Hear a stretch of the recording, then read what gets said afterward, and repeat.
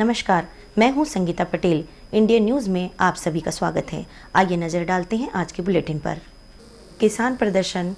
राजनांदगांव केंद्र सरकार की अग्निपथ योजना को कैंसिल करने की मांग को लेकर जिला किसान संघ ने राष्ट्रपति के नाम जिला कलेक्टर को ज्ञापन सौंपा। केंद्र के द्वारा युवा बेरोजगारों के लिए शुरू की गई अग्निपथ योजना को लेकर किसानों ने इसे देश के किसानों और जवानों के साथ खिलवाड़ बताया है। किसान संघ के संयोजक सुदेश टिकम ने कहा कि केंद्र सरकार ने भारतीय सेना में भर्ती की पुरानी पद्धति को खत्म कर अग्निपथ योजना लाई है और सेना की भर्ती प्रक्रिया में बड़ा बदलाव किया है, जिसमें भारतीय सेना में 4 साल के कॉन्ट्रैक्ट की नौकरी होगी और कर्मचारियों को बैंक ग्रेजुएटी पेंशन नहीं मिलेगी। इस बदलाव की घोषणा से पहले सरकार ने प्रक्रिया का पालन नहीं किया और न ही संसद के दोनों सदनों या संसद के रक्षा मामलों की स्थायी समिति के सामने प्रस्ताव पर चर्चा की। उन्होंने कहा कि अग्निपथ योजना राष्ट्रीय सुरक्षा पर बहुत बड़ा धक्का है। योजना लागू होती है तो आने वाले 15 वर्षों में हमारे सैन्य बलों की संख्या आधी या उससे भी कम रह जाएगी। देखिए, अग्निवीर योजना को हम जवान विरोधी, किसान विरोधी और देश विरोधी मानते हैं। हमारा केंद्रीय संगठन संयुक्त किसान मोर्चा दिल्ली ने आह्वान किया है कि आज पूरे देश भर में अग्निपथ योजना का विरोध दिवस मनाया जाए और राष्ट्रपति के नाम ज्ञापन दिया जाए। इसी आलोक में हमने आज यहाँ पर विरोध प्रदर्शन दर्ज करा करके प्रशासन के माध्यम से महामहिम को ज्ञापन सौंपा है। देखिए, क्या बोलते हैं, किसान और जवान के रिश्ते से पूरा देश वाकिफ़ है। फौज में जो जाते हैं वो जवान किसानों के ही परिवार से होते हैं, तो ये सिर्फ क्या बोलते हैं युवाओं को नहीं, किसान परिवारों के लिए भी एक धक्के की बात है कि मुख्यमंत्री भूपेश बघेल भेंट मुलाकात कार्यक्रम के तहत सरगुजा संभाग के जशपुर जिले के कुनकुरी विधानसभा क्षेत्र के दौरे पर रहे। मुख्यमंत्री भूपेश बघेल भेंट मुलाकात कार्यक्रम के तहत सरगुजा संभाग के जशपुर जिले के कुनकुरी विधानसभा क्षेत्र के दौरे के लिए रायपुर पुलिस लाइन हेलीपैड से रवाना हुए। मुख्यमंत्री भेंट मुलाकात अभियान के तहत अब तक सरगुजा संभाग की सामरी, रामानुजगंज, प्रतापपुर, भटगांव, प्रेमनगर, लुंड्रा, सीतापुर तथा बस्तर संभाग की कोटा, बीजापुर, नारायणपुर, दंतेवाड़ा, चित्रकूट, जगदलपुर, बस्तर, कोंडागांव, केशकाल, भानुप्रतापपुर, अंतागढ़, कांकेर और पत्थलगांव विधानसभा क्षेत्रों का दौरा कर आम जनता से रूबरू हो चुके हैं। इसलिए जो वहाँ पे लोगों का जो जंगल एरिया है, तो लोगों पर पहले 7 करोड़ की खरीद होती थी, 65 करोड़ की खरीद है। अब जितना मौका आपके लोगों पर है, तो सबसे पहले तो आप जशपुर से ही सैनिटाइजर जो बना, जशपुर जिले से बना, जिसमें सैनिटाइजर की कमी पड़ रही थी, कोरोना आया, सैनिटाइजर की मांग हुई, मास्क की मांग हुई। हमारे जो बहने हैं मास्क भी बनाए और सैनिटाइजर बनाने का काम हुआ। सैनिटाइजर बनाने का काम सबसे पहले हुआ है तो जशपुर जिले से हुआ है। छत्तीसगढ़ जनता कांग्रेस के प्रदेश अध्यक्ष अमित जोगी ने गौरेला स्थित निवास में पत्रकारों से रूबरू हुए और हसदेव अभ्यारण्य के मामले में प्रदेश सरकार को आड़े हाथों लिया। छत्तीसगढ़ जनता कांग्रेस जोगी के प्रदेश अध्यक्ष अमित जोगी ने अपने गौरेला स्थित निवास में पत्रकारों से रूबरू हुए, जहां उन्होंने हसदेव अभ्यारण्य के मामले को लेकर प्रदेश सरकार को आड़े हाथों लिया। उन्होंने कहा कि आदिवासियों को आदिवासी कहेंगे तो डांट दूंगा और बाबा कहेंगे तो गुलाब दूंगा। उन्होंने कहा कि हसदेव अभ्यारण्य में रहने वाले लोग जागरूक हो चुके हैं, इसलिए कोयला खदान आवंटन एवं उत्खनन का कार्य को रोकना पड़ा है। पिछले 1 वर्ष से वहां के रहवासी धरने पर बैठे हुए हैं और आंदोलन कर रहे हैं, लेकिन शासन स्तर पर कोई पहल नहीं की गई और उनकी बात मुख्यमंत्री भूपेश बघेल ने नहीं सुनी। पर बाबा ने जब कहा तो एक भी डाल उनकी अनुमति के बगैर नहीं कटी। अमित जोगी ने कहा कि आज क्षेत्र में लगातार हाथियों का विचरण बढ़ रहा है, जिससे जानमाल की हानि होने की घटनाएं घटित हो रही हैं। उन्होंने कहा कि अभी नया मामला कटरा मालाडांड का है। वन विभाग उचित व्यवस्था नहीं कर पा रहा है। लेमरू प्रोजेक्ट के बाद मुख्यमंत्री हसदेव तक पहुंच चुके हैं, जो राज्य के प्रति उनकी उदासीनता दर्शाता है। वहीं खाद्य की समस्या को लेकर अमित जोगी ने कहा कि जिले में खाद की स्थिति भी सोसाइटी में उपलब्ध नहीं है और खेती किसानी प्रारंभ हो चुकी है। उन्होंने कहा कि कहीं ये साजिश तो नहीं कि किसान को रेत मिले वर्मिंग कंपोस्ट को खरीदना के लिए मजबूर होना पड़े। बुआई का टाइम आ गया है। ये एक ऐसा समय है जब किसानों को खाद की तत्काल आवश्यकता रहती है। आज जितनी भी सोसाइटीज़ हैं उसमें खाद खातू की बहुत भारी शॉर्टेज है। मैंने यहाँ गौरेला की सोसाइटी के बारे में पता किया तो यहाँ पर तो कोई खाद है ही नहीं। सरकार की ये जो नीति है, पिछले 2 वर्षों से जो चली आ रही नीति कि 70% खाद वो मार्केट के माध्यम से देती है और मात्र 30% खाद ही सोसाइटियों के माध्यम से किसानों को उपलब्ध हो पाता है। यही कारण है कि खाद की इतनी किल्लत किसानों को झेलनी पड़ती है, खाद की कालाबाजारी होती है। इसलिए हम मांग कर रहे हैं कि गौरेला, पेंड्रा, मरवाही जिले में प्रशासनिक स्तर पर ये आदेश जारी किया जाए कि जितनी भी खाद आती है उसका कम से कम 80% वितरण सोसाइटियों के माध्यम से किया जाए और बाकी जो 20% का वितरण है जो मार्केट के लाइसेंस्ड वेंडर्स हैं उनके माध्यम से किया जाए। तब जाके इस व्यवस्था का समाधान निकल पाएगा। मुख्यमंत्री ने घोषणा करी थी, बाबा कहेंगे तो डंगाल भी नहीं कटने दूंगा। उसके ये घोषणा हुई थी 10 तारीख को। 11 तारीख को मैं हसदेव गया, वीडियो जारी किया है, जेसीबी फिर भेज दिए थे। तो ये केवल बोलने के लिए रहता है। वहाँ पे लोग जागरूक हो चुके हैं, इसलिए कटाई रुकी है। शासन के द्वारा कोई पहल नहीं की गई है। और ये अजीब सी बात है, पिछले 1 वर्ष से वहाँ हसदेव बचाव समिति के लोग धरने पर बैठे हैं, हरिहरपुर में आंदोलन कर रहे हैं, तब उनकी बात तो आपने सुनी नहीं। बाबा ने क्या एक बार बोल दिया तो आदिवासी कहेंगे तो डांट दूंगा और बाबा कहेंगे तो गुलाब दूंगा। ये कैसी नीति है? अरे बाबा तो कई और चीजें भी कह रहे हैं। बाबा बोलते मेरे को मुख्यमंत्री बना दो, उस बात को क्यों नहीं मानते? वहीं अमित जोगी ने गौरेला, पेंड्रा, मरवाही जिले के गठन के दौरान मुख्यमंत्री की घोषणा का भी जिक्र किया।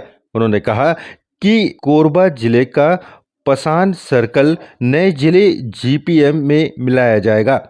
अमित जोगी ने कहा कि पसान सर्किल ही नहीं बल्कि पूरा पौड़ी उपरोड़ा ब्लॉक जीपीएम जिले में शामिल होना चाहिए। मुख्यमंत्री भूपेश बघेल फरसाबहार के पमसाला पहुंचे। इस दौरान मुख्यमंत्री ने कंवर समाज द्वारा निर्मित मंदिर में पहुंचकर भगवान के दर्शन किए और प्रदेशवासियों की खुशहाली की कामना की। नदी के तट पर बसा राधा कृष्ण मंदिर कंवर समाज का ऐतिहासिक मंदिर है। मुख्यमंत्री भूपेश बघेल शनिवार को यहां पहुंचे और पूजा अर्चना करते हुए प्रदेशवासियों की कुशल की कामना की। आपको बता दें कि मकर संक्रांति के दिन कंवर समाज का वार्षिक सम्मेलन आयोजित किया जाता है। इस अवसर पर सामूहिक विवाह तथा मुख्यमंत्री कन्या विवाह योजना के अंतर्गत विवाह भी संपन्न कराए जाते हैं। मुख्यमंत्री भूपेश बघेल भेंट मुलाकात अभियान के तहत अब तक सरगुजा संभाग की सामरी, रामानुजगंज, प्रतापपुर, भटगांव, प्रेमनगर, लुंड्रा, सीतापुर तथा बस्तर संभाग की कोटा, बीजापुर, नारायणपुर, दंतेवाड़ा, चित्रकूट, जगदलपुर, बस्तर, कोंडागांव, केशकाल, भानुप्रतापपुर, अंतागढ़, कांकेर और पत्थलगांव विधानसभा क्षेत्रों का दौरा कर आम जनता से रूबरू हो चुके हैं। मुख्यमंत्री ने इस अभियान के तहत अब तक प्रदेश के 11 जिलों के विधानसभा क्षेत्रों का दौरा किया है। दुर्ग जिला कलेक्टर के हाथों जन समर्पण सेवा संस्थान ने मानव सेवा के 2000 दिन पूर्ण होने पर दिव्यांगजनों को ट्राईसाइकिल बांटी। मानव सेवा के लिए निरंतर प्रयासरत जन समर्पण सेवा संस्था ने दुर्ग जिला कलेक्टर के हाथों शहर के जरूरतमंद दिव्यांगों को ट्राईसाइकिल व बैसाखी का वितरण किया। इस दौरान जिला कलेक्टर डॉक्टर सर्वेश्वर नरेंद्र भूरे ने कलेक्ट्रेट परिसर में आयोजित एक सादे समारोह में 4 दिव्यांगों को ट्राइसिकल व 3 दिव्यांगों को बैसाखी का वितरण किया। जन समर्पण सेवा संस्था के 2000 दिन पूर्ण होने पर संस्था द्वारा दिव्यांगों के लिए किए गए इस प्रयास की दुर्ग जिला कलेक्टर ने खुले दिल से तारीफ की। उन्होंने कहा कि अन्य सामाजिक संस्थाओं को भी जन समर्पण सेवा संस्था के मानव सेवा को समर्पित कार्य से प्रेरणा लेनी चाहिए और उन्हें भी सामने आकर समाज सेवा में अपना योगदान देना चाहिए। गौरतलब है कि जन समर्पण सेवा संस्था पिछले 2000 दिनों से प्रतिदिन 100 से अधिक असहाय व सड़क पर जीवन यापन करने वाले गरीबों को निःशुल्क भोजन उपलब्ध कराकर मानव सेवा का कार्य कर रही है और इसके तहत विगत 5 वर्षों में संस्था ने कुल 49 ट्राइसिकल और 139 बैसाखियों का वितरण किया है। मानव सेवा के साथ ही जन समर्पण सेवा संस्था के सदस्य बेजुबान पशु पक्षियों की सेवा में भी अपना योगदान दे रहे हैं, जिसके तहत संस्था ने सड़क पर घूमने वाली गायों को पानी उपलब्ध कराने विभिन्न स्थानों पर कोटने की व्यवस्था की है। वहीं पक्षियों के लिए गर्मी के दिनों में शहरवासियों को पानी रखने के लिए प्रेरित करते हुए मिट्टी के पात्र भी वितरण किए हैं। जन समर्पण सेवा संस्था के मानव सेवा को समर्पित यही कार्य आज शहर में उन्हें एक अलग पहचान दिला रहे हैं। जन समर्पण सेवा संस्था के अध्यक्ष बंटी शर्मा ने कहा कि मानव सेवा के लिए वे सदैव प्रयासरत रहेंगे। जन समर्पण सेवा संस्था जो कि मानव सेवा का कार्य कर रही है, इस मानव सेवा के कार्य में हम प्रतिदिन जरूरतमंदों को निःशुल्क भोजन कराते हैं। आज उस निःशुल्क भोजन को और मानव सेवा के कार्य को 2000 दिवस पूर्ण हो गया है। इस 2000 दिवस पूर्ण होने के अवसर पर हम विकलांगजनों को ट्राइसिकल वितरण कर रहे हैं। पूर्व में भी हम लोगों ने ट्राइसिकल वितरण करी है। 45 साइकिल हम लोग पहले ट्राइसिकल वितरण कर चुके हैं, आज 4 और कर रहे हैं। टोटल 49 साइकिल हम पूरे जिले में वितरण कर चुके हैं। 3 लोगों को हम लोग बैसाखी दे रहे हैं। पहले 137 लोगों को हम लोग बैसाखी दे चुके हैं पूरे ज़िले में, आज 140 हो जाएगी। मानव सेवा में कोई भूखा ना सोए, इसका प्रयास को लेकर हम विगत 2000 दिनों से प्रतिदिन दुर्ग रेलवे स्टेशन एवं शहर के अन्य स्थानों पर लगभग 100 से 150 लोगों को निःशुल्क भोजन वितरण कर रहे हैं, जिसमें दुर्ग शहर के सामाजिक, धार्मिक, राजनीतिक सभी व्यक्तियों का सहयोग है। अंदर है ना, ऊपर अपनी। अब वक्त हो चला है एक ब्रेक का। आप देखते रहिए इंडियन न्यूज़।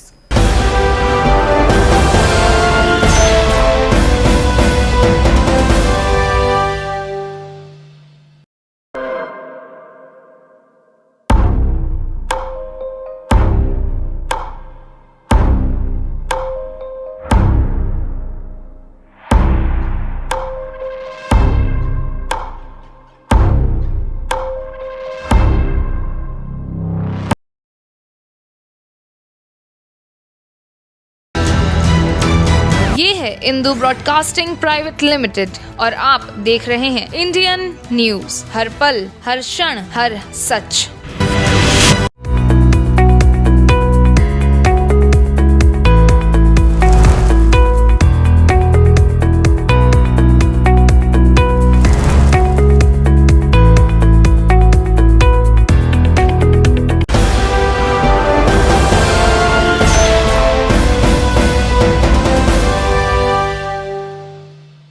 दुर्ग के भाजपा कार्यालय में आपातकाल दिवस मनाते हुए दुर्ग भिलाई के मीसाबंदियों का सम्मान समारोह का आयोजन किया गया, जहां भाजपा जिला अध्यक्ष के साथ सभी वरिष्ठ भाजपा नेता उपस्थित रहे, जिन्होंने मीसाबंदियों के अनुभवों को जाना और उनकी पीड़ा सुनी।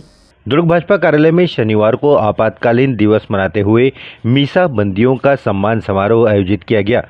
इस दौरान मीसाबंदियों ने 1975 के आपातकाल के दौरान उनके साथ बीती आप बीती को उपस्थित भाजपा कार्यकर्ताओं को अवगत कराया और कांग्रेस सरकार के आते ही मीसाबंदियों की पेंशन बंद किए जाने को लेकर अपनी पीड़ा जाहिर की। मीसाबंदियों के सम्मान समारोह में दुर्ग जिला भाजपा अध्यक्ष जितेंद्र वर्मा के साथ जिले के सभी वरिष्ठ भाजपा नेता मौजूद रहे, जिन्होंने मीसाबंदियों को शाल व श्रीफल देकर सम्मानित किया।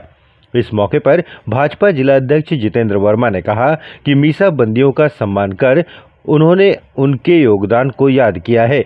वहीं मीसाबंदियों ने भी भारतीय जनता पार्टी को अपने परिवार का हिस्सा माना और इस सम्मान के लिए वरिष्ठ जनों के प्रति धन्यवाद अदा किया।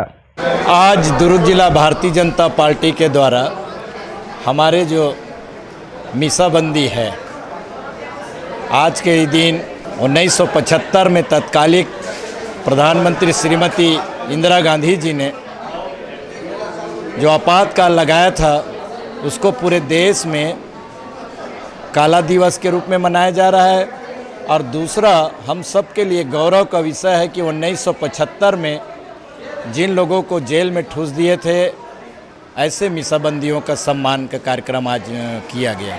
एक हमारा परिवार है, भाजपा जो है वो हमारा परिवार है, और परिवार यदि अपने ही व्यक्ति का सम्मान करता तो किसी को भी अच्छा लगेगा। लेकिन आज तक तो हमको कांग्रेस की सरकार के राज में कभी सम्मान मिला नहीं, हमको जेल में ठूसा गया बल्कि। और उसके बाद जब रमन सिंह की सरकार आई, उन्होंने हमको सम्मान निधि जो चालू किया वो भूपेश जी ने आते साथ बंद करा दिया हमारा। यानी 2008 से मिल रहा था, लेकिन जैसे ही वो नवंबर में सरकार आई है, जनवरी से हम लोग का सम्मान निधि बंद हो गया। हम लोग हाई कोर्ट से 2 बार जीत चुके हैं, डबल बेंच से भी जीत चुके हैं, अभी सुप्रीम कोर्ट में पिटीशन पड़ा हुआ है, अभी तक सम्मान निधि नहीं मिल रहा है। अब सारे वयोवृद्ध लोग हैं, दवाई पानी का कितना खर्चा होता है, लेकिन वो सब नहीं मिल पा रहा है, तो अब भुगत रहे हैं, अब क्या करेंगे। भारतीय जनता पार्टी के जितेंद्र जी को बहुत बहुत धन्यवाद, जिन्होंने कम से कम हम जैसे 75-70 साल के लोगों को बुला करके सम्मान दिया है। इसका हम बहुत बहुत आभार प्रकट करते हैं। और हम भाजपा के हैं और भाजपा के रहेंगे और भाजपा के लिए और संघर्ष करेंगे ताकि भाजपा और आगे बढ़े। जांजगीर के बोरवेल में फंसे राहुल को आज अपोलो से डिस्चार्ज कर दिया गया। राहुल अब पूरी तरह से स्वस्थ है और अपने पैरों पर चल रहा है। राहुल को विदा करने बिलासपुर जिला प्रशासन के आला अधिकारी पहुंचे थे। जांजगीर चांपा जिले के कलेक्टर और एसपी राहुल को लेने के लिए बिलासपुर अस्पताल पहुंचे। सभी अधिकारियों ने काफी खुशी जाहिर करते हुए बताया कि जांजगीर जिला प्रशासन और बिलासपुर जिला प्रशासन के साथ अपोलो प्रशासन ने काफी मेहनत मशक्कत कर राहुल को दोबारा जीवन दान दिया, उसे अपने पैरों पर चलने लायक बनाया। अपोलो से डिस्चार्ज के दौरान राहुल से मिलने प्रदेश कांग्रेस नेताओं के साथ ही शहर की आम जनता भी उसकी एक झलक पाने के लिए अपोलो अस्पताल पहुंचे थे, जहां सभी ने हाथ दिखाकर राहुल को हॉस्पिटल से विदा किया। के लिए भी थैंक यू। ये सभी काम आई और लॉर्ड जगन्नाथ का आशीर्वाद शुरू दिन से मिलता रहा, मैंने उनको भी नमन किया था।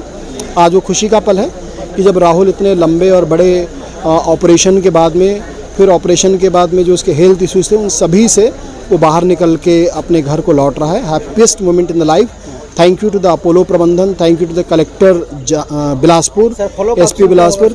और फॉलो में हमने अपने टीम को लगाया है और डॉक्टर्स भी वहाँ पे रहेंगे, और उसके जो पोस्ट डिस्चार्ज जो भी ऑपरेशन है उसको देखा जाएगा, और बच्चे का भविष्य बेहतर हो, हेल्दी भी रहे और बाकी चीज़ें भी बेहतर हो, इसके लिए हम पूरी कोशिश करेंगे। जिस तरह से ये पूरे देश का सबसे बड़ा रेस्क्यू ऑपरेशन था, पूरे 104 घंटे चली और पूरे देश की निगाह, प्रदेश नहीं पूरे देश की निगाह इस पर थी, और प्रदेश के प्रशासन ने जिस तरह से मुस्तैदी से काम किया, माननीय मुख्यमंत्री भूपेश बघेल जी की संवेदनाएं इसमें जुड़ी हुई थी और पल पल की वो जानकारी ले रहे थे।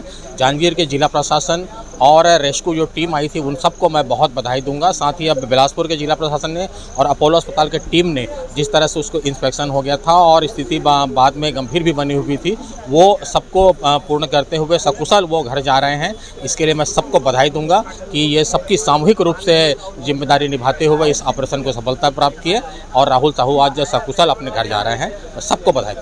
देखिए, राहुल की जो दुर्घटना थी बड़ी अचंभित करने वाली थी और किसी को ये विश्वास नहीं था कि राहुल को वहाँ से निकाला जा सकता है, पर इस प्रदेश के संवेदनशील मुख्यमंत्री जी ने जिस तरीके से अपने दिशा निर्देश दिया और जिला प्रशासन जिस युद्ध स्तर पर वहाँ पर लगा और करीब 70 फीट खुदाई के वहाँ तक पहुँचना और उस बच्चे को 105 घंटे में सकुशल निकालना, मैं मानता हूँ कि जिला प्रशासन ने जिस मुस्तैदी से काम किया, वो बच्चा वहाँ से निकला।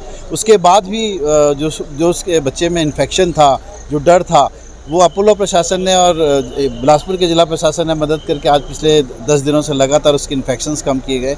आज सबके चेहरे में खुशी है कि सबकी कोशिशें कामयाब हुई, सबकी दुआएं कबूल हुई, सब ने ऊपर वाले से प्रार्थना की थी राहुल सकुशल घर वापस लौट जाए। जो आज खुशी का दिन है, हम लोग सब जिला प्रशासन को, सभी लोगों को बधाई देते हैं। बेमेतरा में खाद और बीज नहीं मिलने से नाराज मोह भट्टा समिति के किसानों ने प्रदर्शन किया और शासन प्रशासन के खिलाफ जमकर नारेबाजी भी की।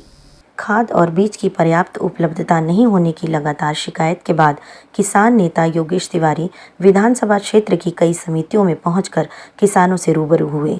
यहां किसानों ने किसान नेता को अपनी परेशानियों से अवगत कराया।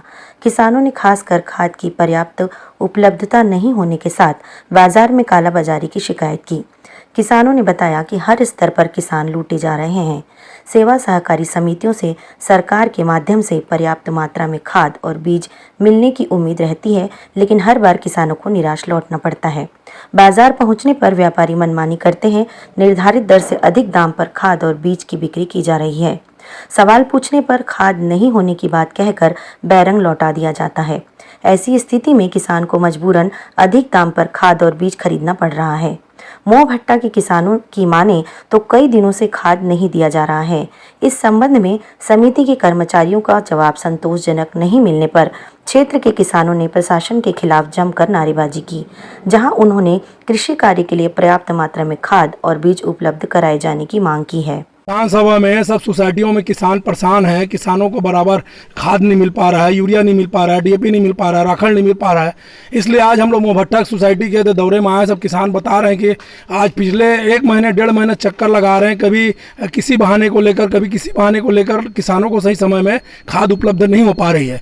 आज एक पानी गिरने के बाद किसान पूरे फसल की तैयारी में है, खेती करने की तैयारी में है, लेकिन खाद का कालाबाजारी हो रहा है। दुकान में डबल रेटों में लेने के लिए मजबूर है किसान। हम चाहते हैं सब्सिडी वाला जब सेवा सहकारी समिति से इनको खाद समय मिलना चाहिए, नहीं मिलेगा तो इस तरह से आज हम लोगों ने यहाँ विरोध प्रदर्शन किया। आगे हो सकता है बड़े रूप में हंगामा करें और इनको तत्काल समय में खाद बीज दवाई उपलब्ध होनी चाहिए सोसाइटी में। यहाँ सोसाइटी में इनका खादू मिले के डीपी अभी मिले नहीं है, कम से कम 1 महीना के आसपास हो गए।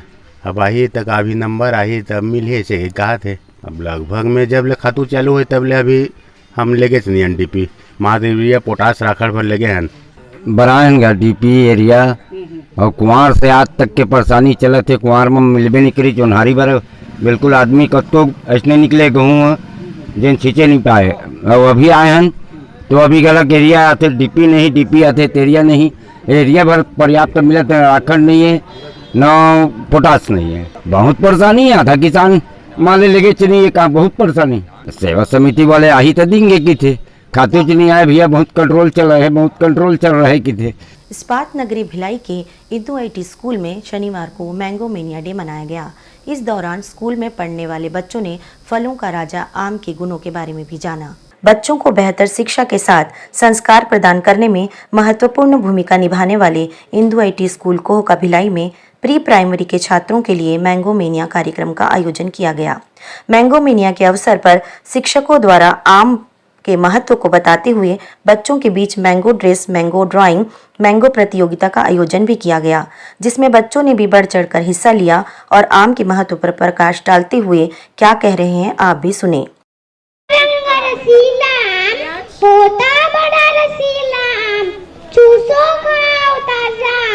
सभी फलों का राजा।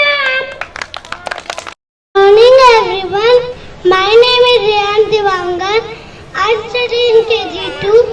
This is a mango, yellow, yellow mango. The king of the fruit is very, very sweet. Eat it in summer, eat it every day, eat it every day.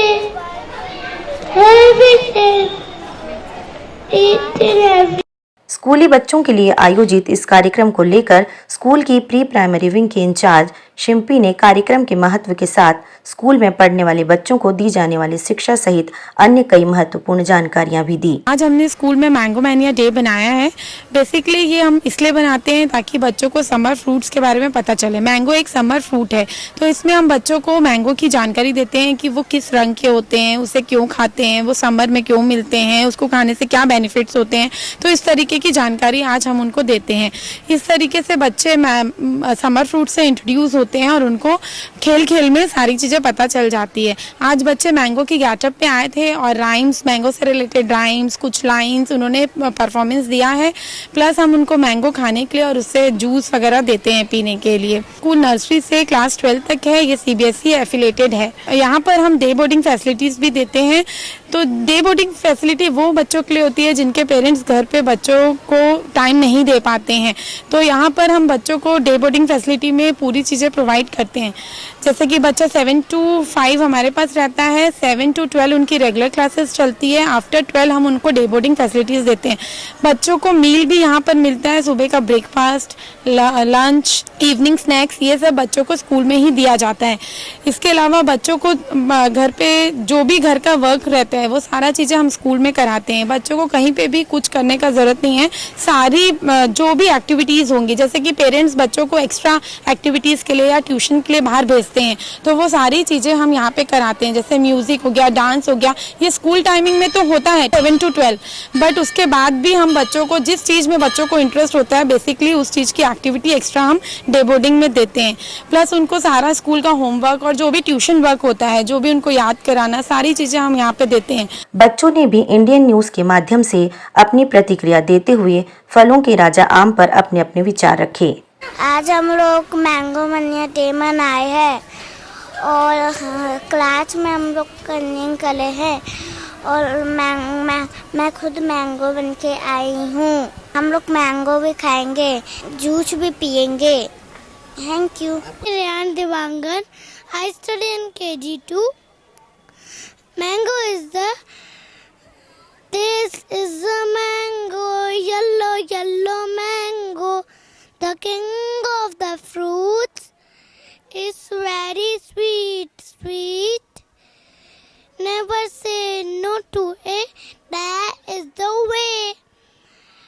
Vitamins and minerals, there are lots in it. Thank you everyone. Good morning, Sujit Kumar Prasad. I study KG2A. पीला रंग रसीला होता बड़ा रसीला, चूसो खाओ ताजा सभी फलों का राजा। हम आज मैंगो सेलिब्रेट किए हैं। हमने मेरी मैम ने ब्राउन मैंगो, वाइट मैंगो, उनके बारे में बताया है कौन से कलर होते हैं, ग्रीन, पीले। बहुत इंजॉय किए। फर्जी दस्तावेजों के आधार पर नौकरी करने व दस्तावेज तैयार करने वाले 6 आरोपियों को रायगढ़ पुलिस ने गिरफ्तार किया है। इन आरोपियों में एक महिला भी शामिल है। रायगढ़ जिला मुख्यालय के डाक विभाग में सन 2021 में 30 से डाकपाल के पद पर भर्ती निकाली गई थी। इस भर्ती प्रक्रिया संपन्न होने के बाद जब नौकरी पाने वालों के प्रमाण पत्रों की जांच की गई तो इनमें 4 लोगों के दिए गए प्रमाण पत्र फर्जी पाए गए, जिसकी शिकायत डाक विभाग के द्वारा सिटी कोतवाली पुलिस में दर्ज कराने के बाद पुलिस ने तफ्तीश प्रारंभ की और 1.5 साल की जांच के बाद फर्जी प्रमाण पत्र देने वाले 4 अभ्यर्थियों को पहले पकड़ा, जिनसे की गई पूछताछ में एक के बाद एक आरोपी गिरफ्त में आते चले गए, जिसमें मुख्य आरोपी हीरालाल भी शामिल है, जिसने नकली मार्कशीट बनाकर युवकों को लाखों रुपए प्रदान किए।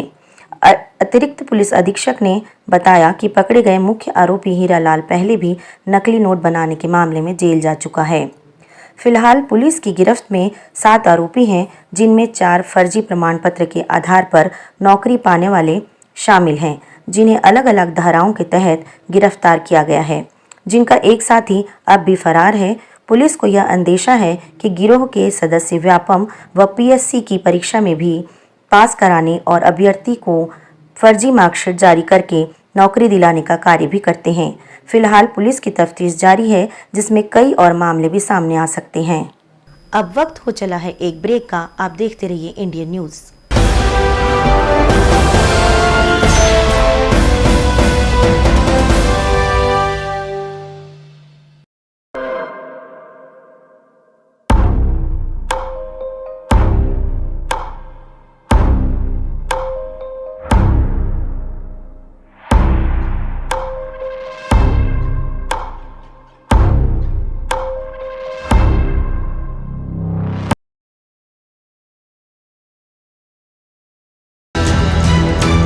ये है इंदू ब्रॉडकास्टिंग प्राइवेट लिमिटेड और आप देख रहे हैं इंडियन न्यूज, हर पल, हर क्षण, हर सच।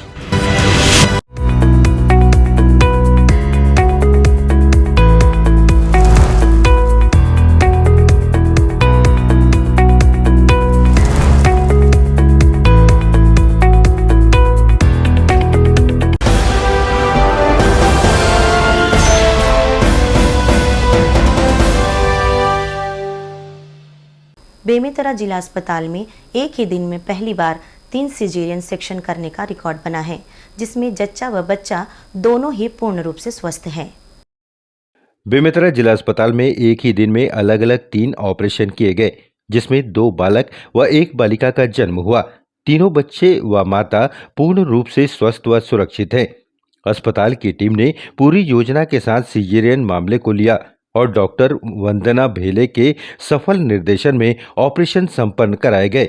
डॉक्टर वंदना भेले ने बताया कि ग्राम सरदा वार्ड नंबर 15 बेमेतरा व ग्राम जिया से 3 महिलाओं का ऑपरेशन हुआ है, जिनके प्रसव के बाद स्वस्थ शिशु का जन्म हुआ और जच्चा व बच्चा दोनों स्वस्थ व सुरक्षित हैं। जिला चिकित्सालय बेमेतरा को जो एक आम पब्लिक की नज़र में बना हुआ है कि रेफरल सेंटर्स है, तो उस भ्रांति को हम दूर करने के लिए कोशिश कर रहे हैं कि जिला अस्पताल में हमारे जितने भी ओटी हैं, जैसे लेबर रूम वाला ओटी है या आई ओटी है, ऑर्थोपेड का ओटी है, तो उनको भी हम समय क्रियाशील कर रहे हैं और जल्दी ही अच्छा प्रयास आपके सामने होगा।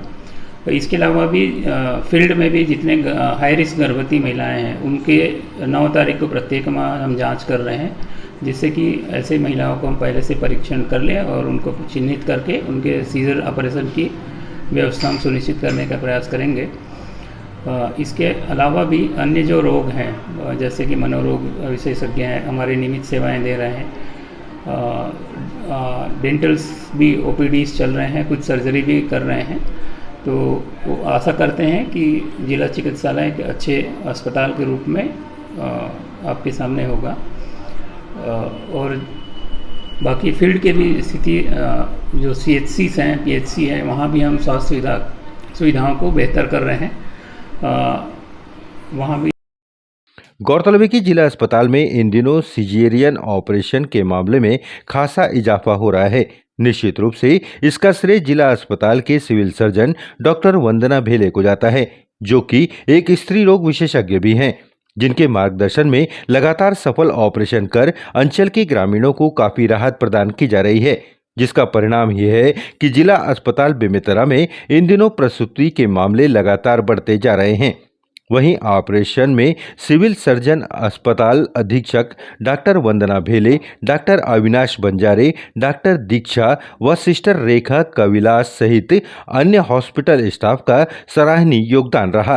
बेमेतरा से दुर्गा प्रसाद सेन की रिपोर्ट। नशा से होने वाले दुष्परिणाम को देखते हुए भारत को नशा मुक्ति का संदेश देने उत्तराखंड के महेश नैनवाल इन दिनों पद यात्रा पर हैं। पद यात्रा के दौरान बस्तर पहुंचे। ये है महेश नैनवाल, जिन्होंने पूरे विश्व को नशा मुक्ति का संदेश देने का स्वयं बीड़ा उठाया है और स्वयं पद यात्रा पर निकल पड़े हैं। देश के अलग अलग राज्यों से नशे में धुत होकर वारदातों को अंजाम देने की खबरें निकलकर सामने आ रही हैं।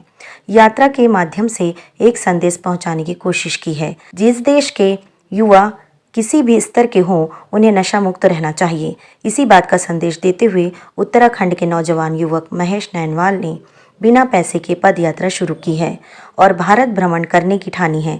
अपने पद यात्रा के पड़ाव में बस्तर पहुंचे महेश नैनवाल ने बताया कि वह उत्तराखंड केदारनाथ के जिला रुद्रप्रयाग का निवासी है।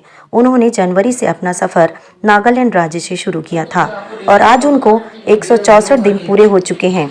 इस सफ़र के दौरान महेश नैनवाल ने हजारों किलोमीटर का सफ़र तय करते हुए 12 राज्यों का पैदल सफ़र तय किया है। इसके बाद वे आज फिर एक नए राज्य पर अपना कदम रखने जा रहे हैं। पद यात्रा के दौरान महेश ने नागालैंड, मणिपुर, मिजोरम, त्रिपुरा, मेघालय, असम, अरुणाचल, सिक्किम, वेस्ट बंगाल, झारखंड, बिहार और छत्तीसगढ़ की यात्रा की है। महेश हर मौसम की मार झेलते हुए अपना सफ़र जारी रखते हुए हैं। मैं जनवरी से भारत यात्रा पर निकला हूं और करीब मुझे आज 164 दिन हो गए हैं। इन दिनों में मैंने 12 राज्य कवर कर चुका हूं और आज 13वें राज्य की तरफ जा रहा हूं, जो कि उड़ीसा की तरफ मैं आज निकल रहा हूं। मैं कल शाम को जगदलपुर में आया था और जगदलपुर में काफ़ी अच्छा मेरा स्वागत हुआ है। तो जगदलपुर वासियों के लिए मेरा प्रणाम, मेरा प्यार भरा नमस्कार।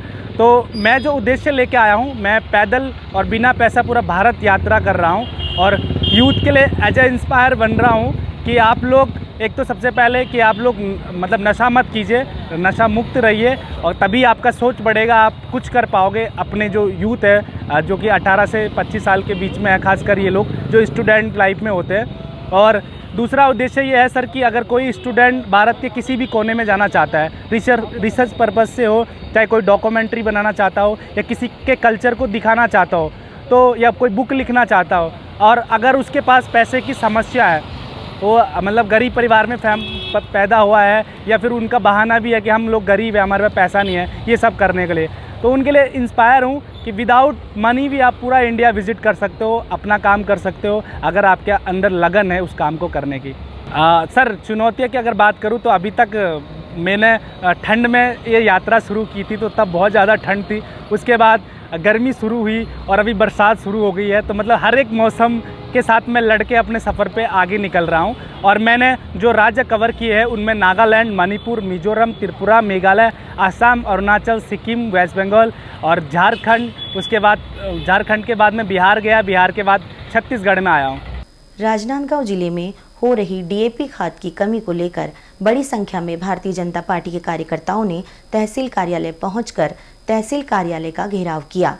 प्रदर्शनकारियों ने डीएपी खाद के लिए तरस रहे किसानों के पक्ष में जमकर कांग्रेस सरकार के खिलाफ नारेबाजी की और डीएपी खाद की संकट के लिए खुले तौर पर प्रदेश की सरकार पर कालाबाजारियों को शह देने का आरोप लगाया। अपना विरोध प्रकट करते हुए प्रदर्शन कर रहे ये सभी भारतीय जनता पार्टी के कार्यकर्ता व पदाधिकारी भाजपा के जिला अध्यक्ष मधुसूदन यादव ने आरोप लगाते हुए कहा कि किसानों को सोसाइटियों के बजाय सरकार के इशारे पर बाजार से खाद मिल रहा है। इससे स्पष्ट रूप से पूरा मामला कमीशन खोरी से जुड़ा हुआ है। कांग्रेस कार्यकर्ता केंद्र को खाद संकट के लिए दोषी ठहरा रहे हैं। उन्होंने कहा कि कांग्रेसी नेताओं को यह बात अच्छी तरह पता है कि केंद्र द्वारा आवंटित खाद का सोसाइटियों में भंडारण करने का जिम्मा राज्य सरकार का होता है। राज्य सरकार ने बड़ी चालाकी से बाजारों से कम मात्रा में सोसाइटियों में खाद की आपूर्ति की है, जिससे किसान सरकारी दाम पर मिलने वाले खाद से मरहूम हो गए हैं। कांग्रेस सरकार व्यापारियों के हितों का विशेष ख्याल रख रही है, जिसके चलते सोसाइटियों में खेती के समय किसान लंबी कतारों में खड़े नजर आ रहे हैं। खाद के लिए किसानों में मारामारी की स्थिति है। केंद्र सरकार के खाद वितरण पर एक तरह से राज्य सरकार ने अड़ंगा डाला है। उन्होंने मांग करते हुए कहा कि सोसाइटियों में तत्काल खाद की किल्लत को दूर करना जरूरी है, अन्यथा किसानों के हित में बड़ा आंदोलन किया जाएगा। यहाँ पे आंदोलन प्रदर्शन करने के लिए सरकार की अनुमति की ज़रूरत होती है। ये भी एक काला कानून है। यहाँ पर बाज़ार में खाद की पूरी उपलब्धता है, व्यापारियों के पास पूरी उपलब्धता है, उसकी काला बाजारी हो रही है, लेकिन सोसाइटियों में नहीं है। अब सोसाइटियों में यदि खाद नहीं है तो कांग्रेसी बोल रहे हैं कि केंद्र सरकार ने हमको उपलब्ध नहीं कराया, लेकिन मैं उनसे ये जानना चाहता हूँ कि बाज़ार में खाद है वो किसने उपलब्ध कराया। जो भी केंद्र सरकार से इनको खाद उपलब्ध होती है उसका डिस्ट्रीब्यूशन सिस्टम स्टेट गवर्नमेंट को तय करना होता है कि कितना बाज़ार को देना है, कितना सोसाइटी को देना है। इस सरकार ने बाज़ार को ज़्यादा से ज़्यादा खाद उपलब्ध कराया है और सोसाइटियों में उपलब्ध नहीं कराया है, इसलिए किसान परेशान हैं। कई जगह लाइन में भीड़ के कारण विवाद हो रहे हैं, झगड़े हो रहे हैं। ये खुद आप लोगों ने ही दिखाया है, बताया है। तो मुझे लगता है कि ये सरकार व्यापारियों के लिए ही काम कर रही है और व्यापारियों को खाद उपलब्ध कराई है जो काला बाजारी कर रहे हैं, दुगने रेट पे किसानों को खाद उपलब्ध करा रहे हैं, जबकि सोसाइटियों में ज़्यादा से ज़्यादा खाद उपलब्ध होना चाहिए। सोसाइटियों में किसानों को खाद मिलना चाहिए, ये ना हो करके बाज़ार में खाद मिल रहा है। ये राज्य सरकार ने ही तय किया है कि बाज़ार को कितना देना है और सोसाइटी को कितना देना है। राजनांदगांव में 1 घंटे की बारिश ने जिला अस्पताल के ड्रेनेज सिस्टम की पोल खोल कर रख दी है, जहां पहली बारिश में ही ओटी से लेकर वार्डों तक पानी भर गया है। राजनांदगांव शहर में हुई झमाझम बारिश ने जहां एक और लोगों को गर्मी से राहत पहुंचाई है, वहीं अस्पताल प्रबंधन की लापरवाही की पोल भी खोल कर रख दी है। ऑपरेशन थिएटर से लेकर अस्पताल के हर वार्ड में पानी भर गया, जिसमें डिब्बे और कागज इस पानी में तैरते हुए नजर आए। इतना ही नहीं, मरीज के परिजनों को भी इस पानी से होकर गुजरना पड़ा, जिसके कारण मरीज और उनके परिजनों को काफ़ी परेशानियों का सामना करना पड़ा।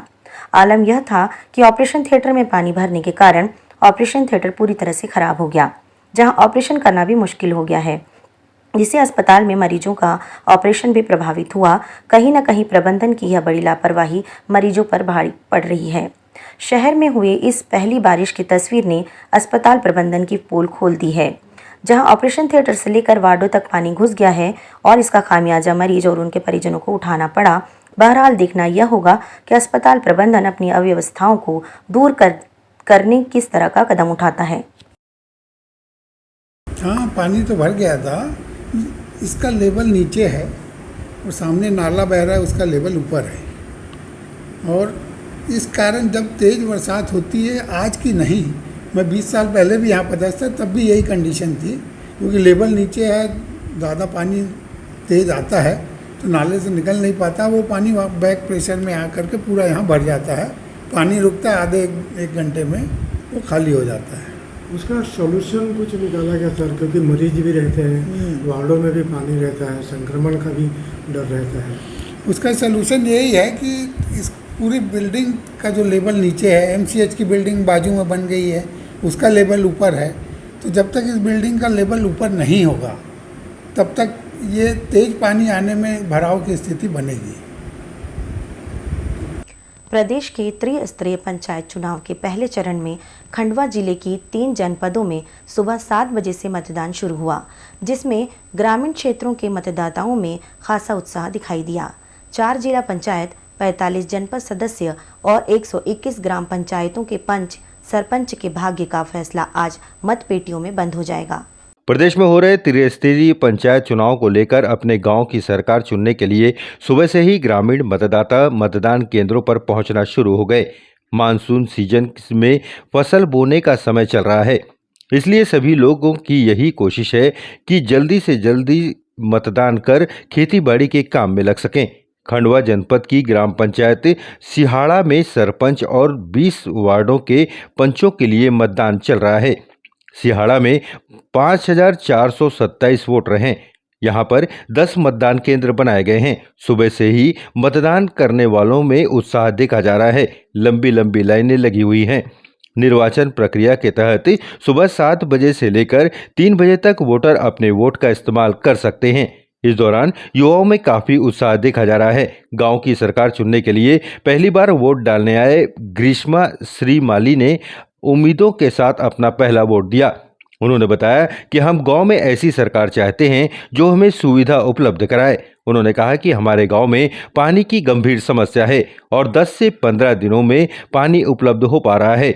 उन्होंने कहा कि उनका वोट ऐसी सरकार पर जाएगा जो उन्हें उनकी समस्याओं से निजात दिलाए।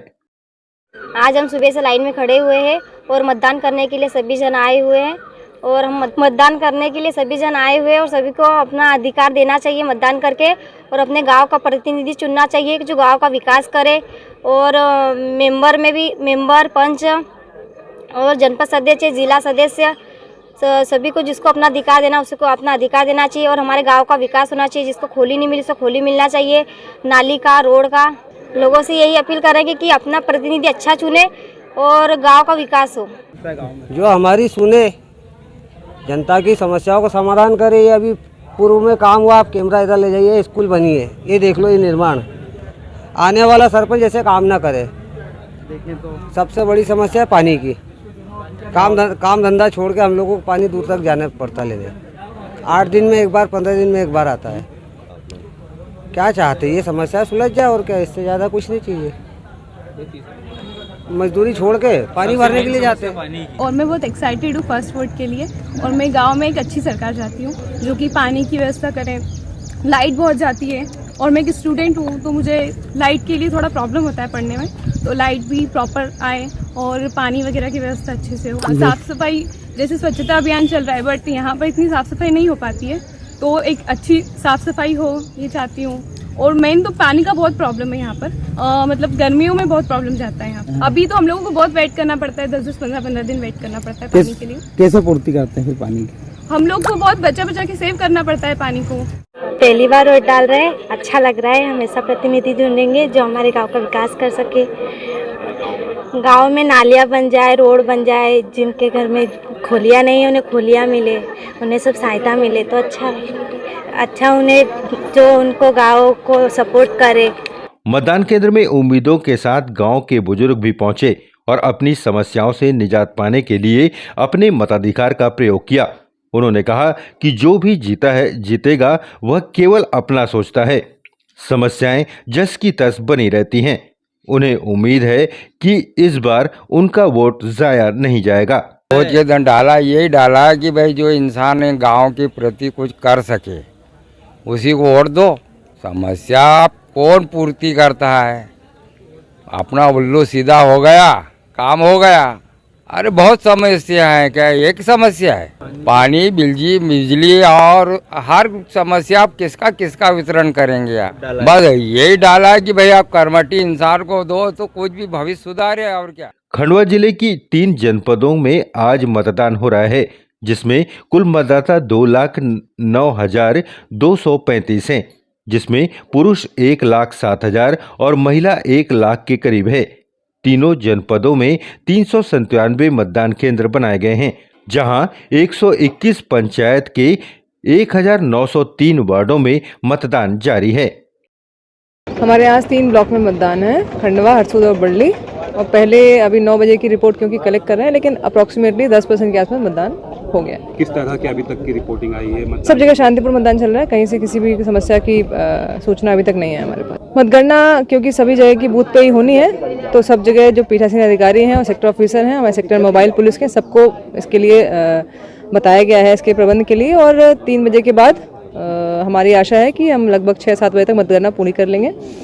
और क्योंकि अभी तक कहीं जो सेंसिटिव मतदान केंद्र वहाँ एक्स्ट्रा पुलिस बल भी लगाया गया है, एक्स्ट्रा हमने अपने अधिकारी भी जो मतदान कर्मी एक्स्ट्रा दिए गए हैं वहाँ पे, तो जिसे हम शीघ्र खत्म कर सकें मतगणना। तो अभी तक सब कुछ ठीक।